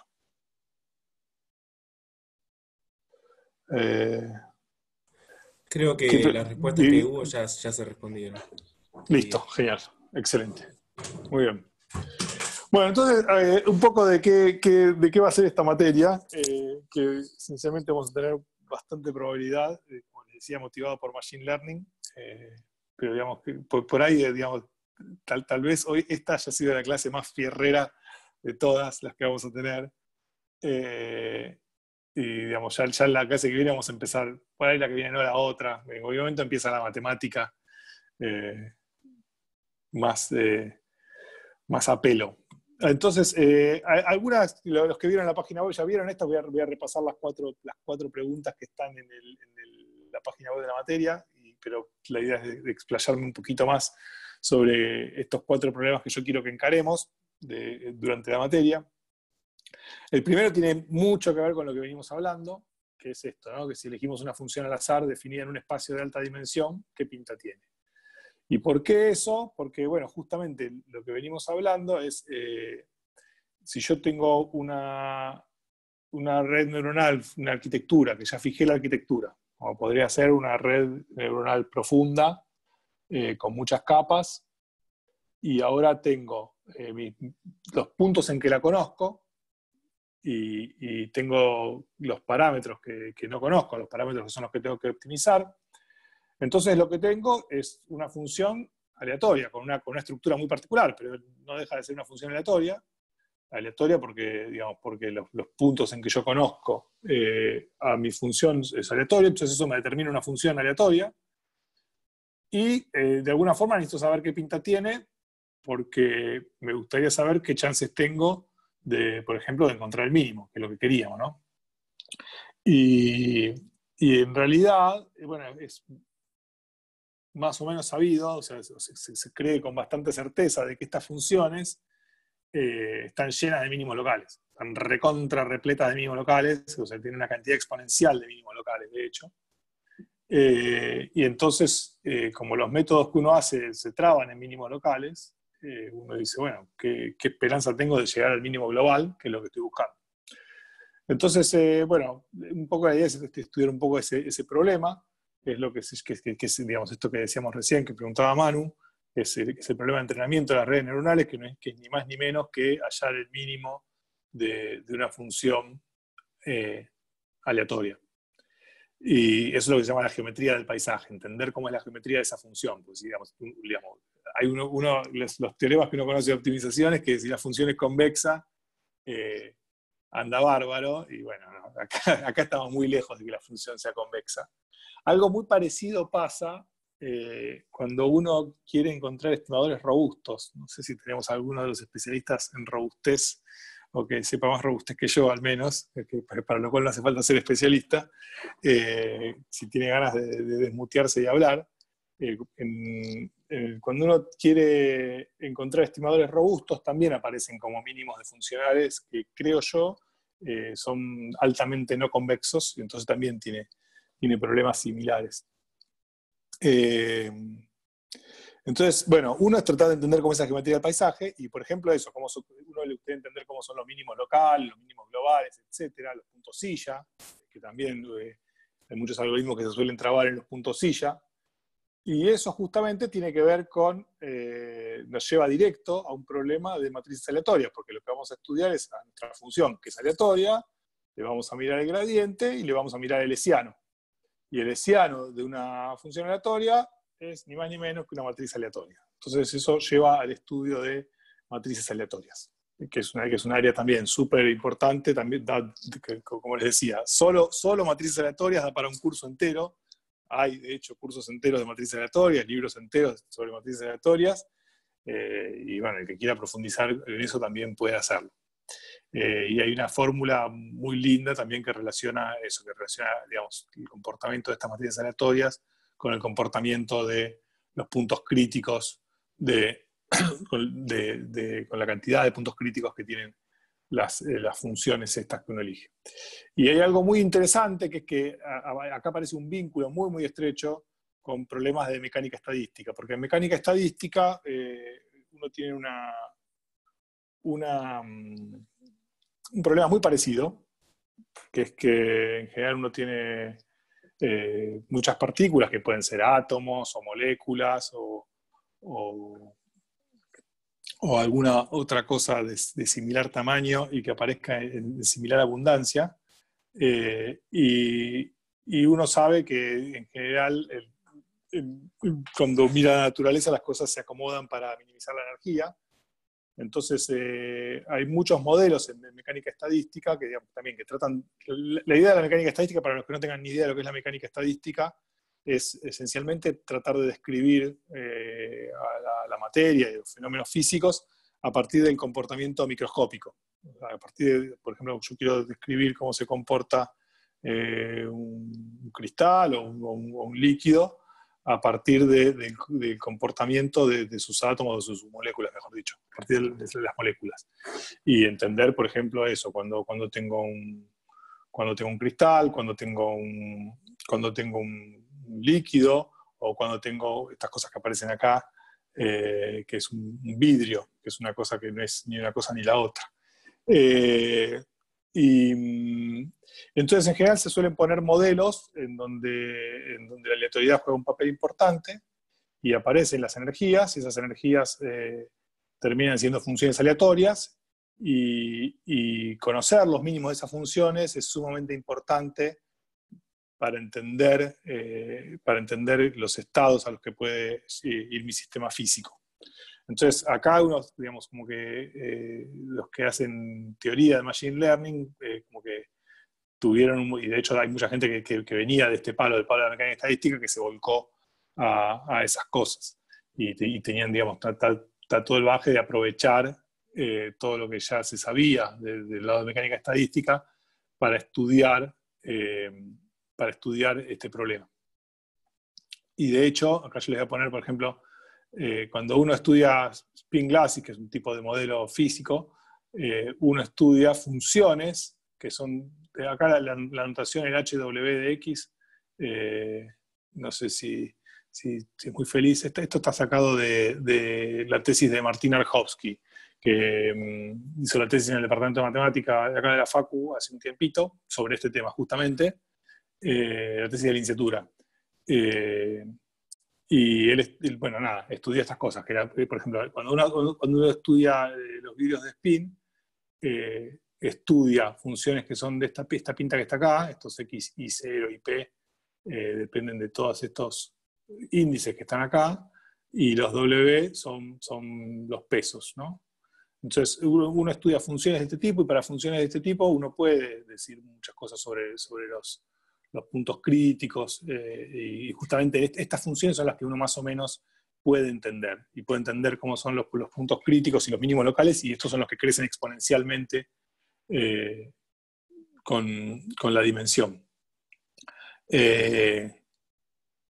Entonces, bueno, uno dice, bueno, ¿qué tiene que ver esto con las redes neuronales? Bueno, si uno plantea una red neuronal, acá, digamos, estos los W, yo les decía por ahí la notación no es muy feliz, porque los W van a pasar a ser un bivariable, y los X son las cosas aleatorias, ¿no? O sea, los X es lo que yo conozco, que es aleatorio, y tengo que minimizar en W.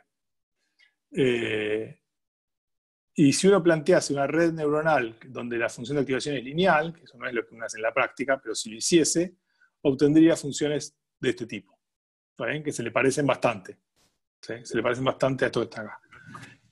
Ahora las Facu. ¿Querés decir algo o no? sigo. Ahora, las que vimos nosotros, que son las redes neuronales posta, en realidad son bastante más complejas, muchísimo más complejas que esto que está acá, porque tengo mi data de entrada, a eso lo multiplico por un peso, acá el sesgo está metido acá adentro para no agregar notación, a eso le aplico la función de activación a cada uno de las neuronas, después lo vuelvo a multiplicar, los vuelvo a sumar, le vuelvo a aplicar una función de activación y así, ¿no? O sea, es una función bastante más complicada que estas funciones que están acá, que estas ya da bastante trabajo entender estas que están acá. Entonces, eso para darse una idea del nivel de complejidad, del nivel de dificultad, mejor dicho, para no usar la palabra complejidad, del problema de entender cómo es la geometría de estas funciones, ¿no? Esto, digamos, esto sería un sueño, poder entender cómo es la geometría de estas funciones y poder decir algo y poder entender si cuando uno hace un método de minimización de estas funciones, si realmente va a ir un mínimo o no. Lo que se cree es que no, es que hay como una barrera de mínimos locales, que son tantos mínimos locales. O sea, imagínense como que ustedes tienen una función que tiene una cantidad exponencial de mínimos locales, y bueno, y tienen un método que se traba a los mínimos locales. Y por más de que uno se salga de ese mínimo local, uno logra salirse, pero cae en otro. Y se logra salirse, cae en otro, y cae en otro, cae en otro. Y entonces lo que se cree es que uno nunca va a poder pasar la barrera esa de los mínimos locales, que uno nunca va a llegar al mínimo absoluto. Pero parecería ser que, digamos, esos mínimos locales, a pesar de que son mínimos locales y no son el mínimo absoluto, son lo suficientemente buenos, en el sentido de que el funcional que estoy queriendo minimizar vale parecido en esos mínimos locales que en los mínimos absolutos. Entonces, bueno, eso podría ser una posible explicación de por qué todo esto funciona. Bueno, eso respecto a la pregunta 1, ¿no? O sea, que así como pregunta, si elegimos una función al azar, definir un espacio de alta dimensión, ¿qué pinta tiene? O sea, la pregunta es clara y la respuesta es súper difícil, súper amplia y es un curso entero o más. Segunda pregunta. Dice, si hacemos un paseo al azar por puntos elegidos aleatoriamente, es un grafo aleatorio, acá por ahí el paréntesis está de más, yo en principio tengo, bueno, digamos, la idea es la siguiente, yo tengo un montón de puntos, creo que podría, bueno, no. Tengo un montón de puntos que es eso, digamos, es mi muestra de entrenamiento, por decirlo de alguna manera. Si quieren pensar, son los valores donde conozco mi función, o simplemente puntos que, digamos, tengo un proceso que produce puntos, que podrían ser imágenes o videos, o lo que sea. Y yo quiero decir algo, ¿no? sobre el proceso que produce los puntos. Entonces, una cosa que puedo hacer es construir un grafo de alguna manera, que también, cómo construir un grafo con esos puntos, es una pregunta no trivial, y tiene múltiples respuestas. Un grafo, calculo que todo el mundo sabe lo que es un grafo, si no, se los digo rápido. Dado un conjunto de puntos, yo decido a qué puntos uno, le pongo una lista, una rayita, un bond, lo que quieran, entre esos dos puntos, y eso es un grafo, ¿no? Es decir, de esos puntos, de mi gran conjunto de puntos, es decir, cuáles son vecinos y cuáles no. Agus, pregunta. Sí, perdón que te interrumpa.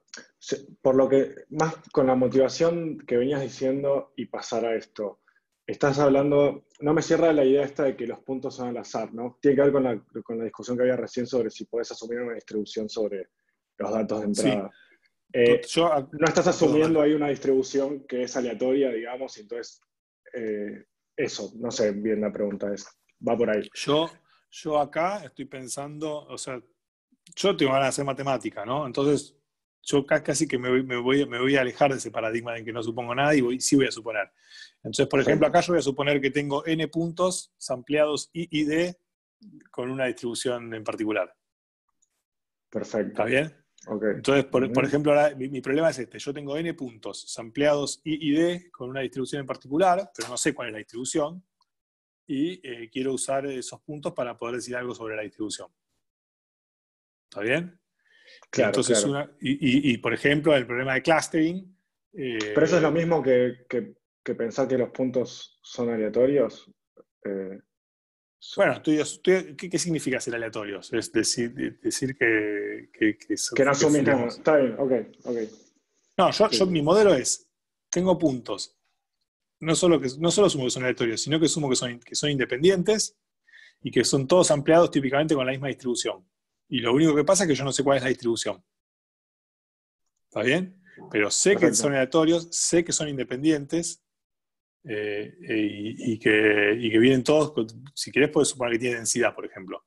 Que vienen ampliados con una densidad, pero no conozco quién es la densidad. ¿Está bien? Y entonces ahora quiero usar eso para decir algo sobre la densidad. Entonces, ahora en la clase que viene, calculo, vamos a ver que en dimensión 1 hay métodos de núcleos que son muy conocidos, que andan muy bien, hay varios métodos que andan muy bien, y lo que decíamos antes, cuando uno se va a dimensión grande, dimensión 1, todo bárbaro, dimensión 2, todo bárbaro, dimensión grande, bueno, todos los métodos que uno conoce en dimensión 1 empiezan a fallar y necesita otras cosas y otras hipótesis. Entonces, una hipótesis que vamos a usar bastante es esto que decía, por ejemplo, de que mis puntos en realidad, digamos, yo lo que tengo son coordenadas en R a un número muy grande, podría ser R a la 1000, pero mis puntos en realidad viven en una superficie de dimensión más chica. Entonces vamos a usar muchas hipótesis, que tengo puntos sampleados I y D con una distribución que está soportada en una variedad de dimensión más chica, en una superficie de dimensión más chica, y que tiene una densidad ahí. ¿Está bien? O sea, la hipótesis es, tengo una superficie de dimensión más chica, en esa superficie tengo una función definida que integra 1, que la puedo integrar y que integra 1, y que para calcular la probabilidad de caer en alguna región de esa superficie, ahora después viene un dibujito que se va a entender bastante mejor. Para calcular la probabilidad de caer en una región de esa superficie, lo que tengo que hacer es integrar en esa región a mi función de densidad. O sea, esa es la hipótesis. Ahora la función de densidad no la conozco y la superficie tampoco la conozco. ¿Está bien? Ahora, y por ejemplo, puedo pensar por ejemplo, que mi densidad tiene 3 modas. Que 3 modas uno lo asocia a que hay 3 grupos, por ejemplo. O 10 grupos, por ejemplo, en el caso de MNIST. En el caso de MNIST es exactamente eso, ¿no? Uno puede pensar exactamente eso. Tengo un montón de puntos que viven en dimensión R a la 780 y pico, pero que en realidad están en una superficie de dimensión más chica. En esa superficie de dimensión más chica tengo definida una densidad que tiene 10 modas asociadas a 10 grupos, pero bueno, no conozco la densidad. Y si puedo saber quién es la densidad, o por lo menos separar al espacio total o a esa superficie en 10 cachos que correspondan a cada uno de esos grupos, bueno, estaría bueno. ¿Está? ¿Respondí, Agus? Sí, no, era un error estúpido de interpretación mía. Asumí uniformidad y cuando decías aleatorio y me di cuenta que en realidad, querés averiguar, la instrucción, que es justamente lo que me pareció interesante. Totalmente. Fue un error de no matemático. No, está buenísima la aclaración porque la gente de computación... a mí me pasa cuando trabajo con la gente de computación que usan la palabra aleatorio para uniforme I y D directamente. Sí, o sea, y hay toda un área de investigación sobre más de aleatoriedad, ¿no? Y de información. Totalmente. Sí. Totalmente. Estamos hablando de Vero Becher y de Santi Figueiras, concretamente. Sí, ¿no? sí, exacto. Y ellos dos, ellos usan la palabra aleatorio como sinónimo de uniforme y ID. En esta materia, aleatorio no significa uniforme y ID, significa lo que acabo de decir. ¿Está bien? Excelente, gracias. No, Pablo, perdón. Sí. Una pregunta. Sí. Para alguien que tiene entrenamiento en econometría. Esto suena mucho a regresiones no paramétricas y modelos de kernel y todas esas cuestiones. Eso está ampliamente tratado, digamos. Entonces, ¿qué es lo que estás buscando vos ahí en esa discusión de aproximación no paramétrica, digamos? Como nuevo, digamos, ¿no? No, bueno, esto, digamos, lo que les voy a contar son cosas conocidas, ¿no? Tampoco no es que... Bueno, un poco y un poco. Algunas cosas les voy a contar, algunas cosas en las que estamos trabajando y algunas cosas son conocidas, pero digamos, el problema de hacer estimación por núcleos, por ejemplo, para densidad, funciona en dimensión 1, 2, 3 y se acabó. Digamos, acordate que vos necesitas n a la d puntos para tener error 1 sobre n. Entonces, si estás en dimensión 10, salvo que tengas 10 a la 10 puntos, te veo complicado para hacer estimación por núcleos. Ok. ¿Está bien? O sea, tu idea es que vas a datos a demandar información tan grande que necesitas otras cosas, digamos. Pero, digamos, casi todos los problemas tienen dimensión más grande que 3 o 4, ¿no? O sea, la estimación por núcleos, si hay especialistas en estadística, por favor, comenten y díganme, nada, amplíen de lo que yo estoy diciendo. Estimación por núcleos, así como está, sin hipótesis extra, te sirve dimensión 1, 2, 3, ponele. Salvo que vos empieces a poner más cosas. Si vos, por ejemplo, decís, bueno, yo estoy en dimensión 4 y yo sé que mis variables son independientes, por ejemplo. Entonces podés pasar esencialmente tu problema de dimensión 4 a 4 problemas de dimensión 1, por decirlo de alguna manera, que es estimar las 4 marginales. Y ahí estás bien. Entonces, si vos asumís algo no como eso, pero digamos, alguna cuestión, vos decís, no sé, yo sabés cuáles son las correlaciones, o sabés alguna cuestión, o por ejemplo, sabés que vivís en un espacio de dimensión más chica y sabés cuál es ese espacio, ahí estás bien, ahí podés volver a hacer estimación por núcleos. Y después, de hecho, yo después le voy a proponer hacer estimación por núcleos. Bueno, por ejemplo, si uno conociese la variedad esta en donde vive, bueno, ahí puede hacer estimación por núcleos en esa variedad, en esa superficie. Pero necesitas algo más. ¿Se entiende? Ok, sí. Gracias. Paco, en el chat hay preguntas sobre qué quiere decir lo del paseo aleatorio. ¿A qué se refiere eso? Viene exactamente ahora. Me encanta porque avanzamos un renglón cada 10 minutos y eso me parece genial. Ahora, todavía ni empecé a contestar la pregunta, así que tenía previsto decir que era un paseo al azar como parte de respuesta a la pregunta. Entonces, ahí voy. Entonces, la cuestión era, si hacemos un paseo al azar por puntos elegidos aleatoriamente en un grafo aleatorio, ya sabemos lo que es un grafo aleatorio, ahora viene el dibujito igual, no se preocupen, ¿qué pinta tiene? Entonces, ahora voy a decir lo que es un paseo aleatorio, que esencialmente es pasear aleatoriamente por esos puntos. Fíjense que estoy hablando de un paseo aleatorio en un grafo aleatorio, o sea que ya hay 2 niveles de aleatoriedad, típico de matemático de hinchar con ese tipo de cosas. Entonces, bueno, la pregunta es, bueno, ¿cómo va a ser ese paseo aleatorio? Y saber cómo es eso. ¿Puedo usarlo para sacar información sobre cómo son los puntos? Por ejemplo, para encontrar clusters, o para decir cuáles puntos son más importantes, o cuáles son menos importantes, cuáles son puntos más centrales en ese grafo, cuáles son menos centrales. Entonces, un paseo aleatorio es esto que está acá, ahí lo ven. O sea, esto es el escenario que uno se imagina, que tiene un montón de puntos aleatorios, los puntos que están ahí, o sea, si después se pone el mote de aleatorio o no, construye un grafo, ahí los grafos son, los vecinos son los puntos en los que tienen las aristas, y un paseo aleatorio es agarrar y decir, bueno, empiezo en un nodo, los nodos son los puntos, empiezo en un nodo, como ese que está ahí, que se quedó quietito, elijo un vecino al azar, en este caso este tiene 1, 2, 3, 4, 5, 6 vecinos, ven que este tiene, vamos a marcarlos.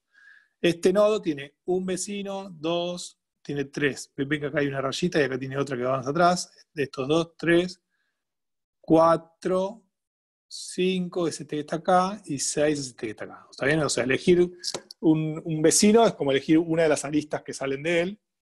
Y elijo uno y típicamente uno elige de todos con igual probabilidad. Entonces le daría un sexto de probabilidad a cada uno y salto sobre ese. ¿Está bien? Entonces, y ahí me voy a este. Y una vez que estoy en este nuevo nodo, hago lo mismo. Elijo un vecino con igual probabilidad para todos y así sigo, ¿no? Entonces, ahí cuando hacen eso, ven, estoy tratando de que se reinicie mi coso y no está pasando. A ver, vamos a... Bueno, no importa, igual ya lo vieron moverse. Igual mi pregunta no era qué es un paseo aleatorio, igual lo tenía que decir. Espera, no sé qué alguien puso en el chat, igual mi pregunta no es un... Voy a mirar el chat. Alina, no entendí. Yo también elijo las preguntas al azar. Igual mi pregunta no era qué es un paseo aleatorio, sino dijimos que los puntos serían los datos que conozco, los lugares donde sé lo que vale mi función. Entiendo que podríamos representar eso con variables aleatorias ID, pero no entiendo por qué lo representamos con un paseo aleatorio con una trayectoria. Bueno, acá, Alina, yo estoy pensando más que en el caso de la función que no conozco, estoy pensando en lo que decía recién. Tengo puntos, o sea, piensen que estos puntos vienen de haberse ampliado, cada uno de estos puntos que está acá, pienso que que tenía una densidad definida en R2, si quieren, y que se amplié con esa densidad y obtuve esto. Y ahora hago un paseo al azar, y mi pregunta es, ¿ese paseo al azar tiene codificada información sobre la densidad o no? ¿Está bien? Y una cosa que uno se puede imaginar es que, digamos, porque digamos, yo hago todo acá en R2 y uno dice, bueno, pero escúchame, si querés saber cuáles son los puntos centrales acá, si te digo, es este, ¿no? Este es el del medio, o todos estos que están por acá. Pero esto uno lo puede hacer en dimensión 2, en dimensión 100.000, o 100, o 4, no puede hacer esto, ¿no? Entonces uno quiere métodos que no sea necesario mirarlo así en dimensión 2, que puedan obtener lo mismo. Entonces, por ejemplo, si yo quiero tener una noción de centralidad, de que qué nodos son más importantes, en el sentido de que son más centrales que otros, bueno, y si uno se imagina que, por ejemplo, que si uno hace un paseo al azar, los puntos que son más centrales, como que va a pasar más veces que los más marginales. Yo, por ejemplo, acá empecé acá, voy a ir para acá, para acá, para acá, después me voy a quedar como mucho por acá, y cada tanto miré algún costado. Entonces, si por ejemplo yo miro cuántas veces pasé por cada punto, bueno, los puntos por los que haya pasado muchas veces, después de mucho tiempo, me podrían estar indicando el nivel de centralidad de ese nodo. Y hacer un paseo al azar es una cosa que es relativamente barata. O sea, si yo tengo puntos en dimensión muy grande, me construyo un grafo de alguna manera y hago el paseo al azar, eso lo puedo hacer. No requiere mucho, no necesito, por un lado, ni siquiera necesito tener todo el grafo en memoria todo el tiempo para hacer esto. Ni requiere mucho costo computacional hacer un paseo al azar. Es bastante barato. ¿Patu? Sí. Perdón, cosita chiquita, porque vos dijiste que había como dos niveles de aleatoriedad, que son los puntos, y el segundo nivel de aleatoriedad es cómo decidís quiénes son los vecinos, ¿entiendo bien? Bueno, si haces eso tenés 3 niveles de aleatoriedad. Está bien, entonces está bien. O sea, tenés 2 formas de hacer. Vos podés tener una regla determinística para elegir los vecinos. Si querés hacer una regla de aleatoriedad, tendrías 3 niveles de aleatoriedad. Pero digamos, un nivel de aleatoriedad es yo lo pongo todos juntos porque digo, bueno, uno es el grafo aleatorio. Tengo un grafo que es aleatorio. O bien porque los puntos son aleatorios y las aristas no, o bien porque las dos cosas son aleatorias, como quieras. Tenés un grafo que es aleatorio. O sea, está bien, entonces también de vuelta. Todo un curso de grafos aleatorios se puede hacer y no alcanza. Entonces, sobre tu grafo aleatorio, vas a hacer un paseo al azar y querés entender cómo se comporta. Antes que eso, problema más fácil, digamos, uno debería entender cómo se comporta un paseo al azar en un grafo que no es aleatorio, en un grafo fijo, por ejemplo, en Z2 o en Z. O sea, imagínense, el paseo al azar más simple que a uno se le puede ocurrir es en los enteros. En la recta, en dimensión 1, uno empieza en el origen, con problema medio se mueve para la derecha, con problema medio para la izquierda, y cuando va al nuevo lugar hace lo mismo. Ya entender, bueno, entender ese paseo al azar, ya es una cosa que hay preguntas que, digamos, que exceden a un curso básico de probabilidad, que está bastante bien estudiado, se conoce muy bien, pero digamos, y que es hermoso para estudiar, que es una cosa que podríamos hacer. De hecho, algo ya saben sobre ese paseo al azar, porque si yo hago un paseo al azar que les dije recién, ¿no? Con problema medio para la derecha, son las 7 de la tarde, soy un zarpado. Chao. Hasta mañana. No se vayan, no se vayan. Ya vamos a hablar de paseos al azar. Se canceló el paseo, sí, chao. Nada, terminó la clase. ¿De qué quieren charlar? Pregunten lo que quieran, nos quedamos charlando de lo que quieran, pero se terminó la clase. Si quieren cerrar las preguntas, las 3 y 4, como para que por lo menos tengamos un punto fijo, porque si no van a ser todas las clases muy largas, me parece. Tenemos todos muchas preguntas. Sí, sí. No, ustedes, a mí no me molesta. O sea, ¿se acuerdan la primera clase, Road to Nowhere? O sea, digamos, en la medida que estemos todos contentos, a mí no me molesta. Llegamos a donde llegamos. Si ustedes me dicen, no, o sea, pueden mandar por privado si quieren incluso. Si ustedes dicen, no, preferimos ir más directo al grano, dale, o sea, cagate en la pregunta y dale derecho, que no te dé lástima porque vamos a dejar de ver miles de cosas. Yo ya aprendí a convivir con eso, Agus. Típicamente siempre mis materias son muy ambiciosas y terminamos viendo la mitad de lo que me propongo y no me preocupa, porque no pasa nada. Acá vamos a terminar viendo la cuarta parte, calculo yo. Salvo que se estén aburriendo. O sea, si quieren que vayamos más rápido, vamos más rápido. Y si no, nada, esto también puedo, digamos, nos quedamos preguntas 1 y 2 y nada, les dejo las transparencias para que las miren solas y la clase que viene arrancamos con las cosas puntuales. Pregunta, bueno, nada, si quieren vean dibujitos lindos. Este dibujito es lindo porque es nuestro. Sí. Muy buena la clase. ¿Dejar de grabar? Vamos a dejar de grabar. Esperen, dejo de grabar. Chau a todos, que tengan un buen fin de semana. Nos vemos el lunes. Chau, chau. Chau.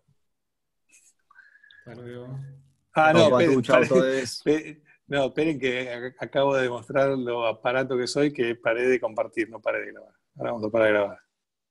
Ahora sí, chau a todos.